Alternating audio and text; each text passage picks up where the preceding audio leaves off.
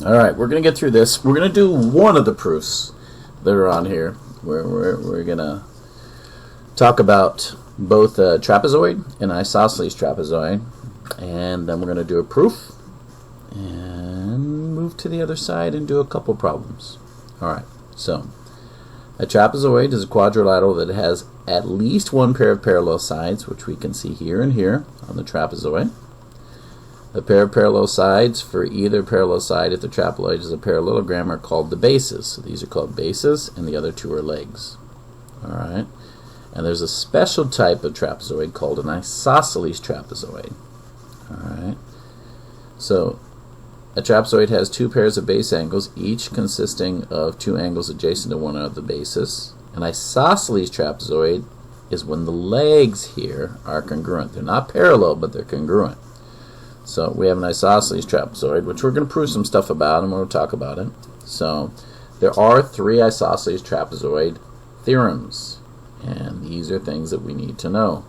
I'm going to go ahead and draw a quick isosceles trapezoid. We'll mark them as we say them. Alright. So isosceles trapezoid, each pair of base angles are congruent.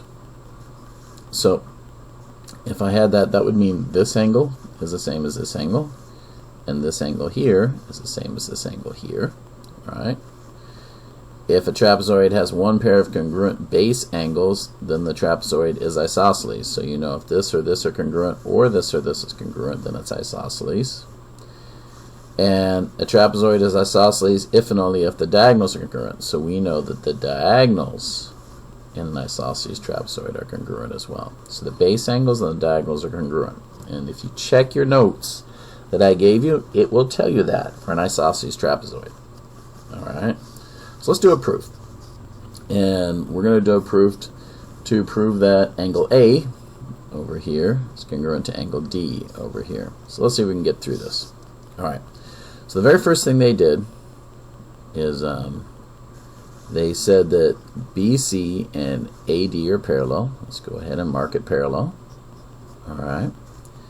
And then they said draw CE, and we're going to make it parallel line postulate. So we're going to make it parallel to here. So you're going to have to draw this line right here. So you'll notice we've created a parallelogram. With this parallelogram, we can see that, well, angle A, well, the only reason we draw this line is to make it congruent on one of these two angles, and it is corresponding, there we go, angle A is corresponding to this angle, which is CED. So let's say angle CED.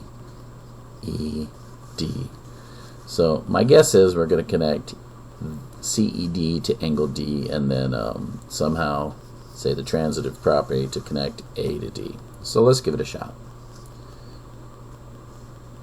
ABCE is a, well, we got two parallel sides, so it's a parallelogram. Let me move up so you can see. Alright. Definition of parallelogram. Alright. Which makes AB, I see it there, congruent to EC. So that makes these two congruent. Well, this is interesting. We also know that AB is congruent to DC, right? Because we know it's an isosceles triangle, right? And they've given it to us here, so we can say given. Now, if AB is congruent to DC, then we can say CE is congruent to C. So let's say that, and look what kind of triangle they've given us, right? They have given us an isosceles triangle, haven't they? Which means CED is congruent to D, which means these two are congruent, which we've kind of proven. I should have probably marked them separate. And that means that I can say angle A is congruent to angle D, which is the transitive property. So, again, this is just proving the theorems that we have, and we're not going to do all of these, right? I want you to spend more time getting your homework done and maybe studying those notes. So I'm actually going to skip this. Alright, we're going to skip this one, and we're going to come down here, and we're going to see what we can do with this. Alright, A railroad bridge has side sections that show the isosceles trapezoid. Alright, so this is an isosceles trapezoid. Let's mark it. We know these two are the same. We know we have a parallel line here. Right? We know our diagonals are the same, just in case we need it. So it says AC is 13.2 and BE is 8.4. Find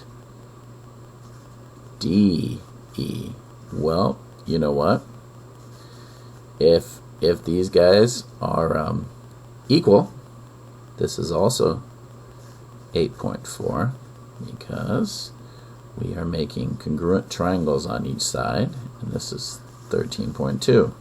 So it's a combination of 13.2 plus 8.4, which gives us, let's see, that's 22.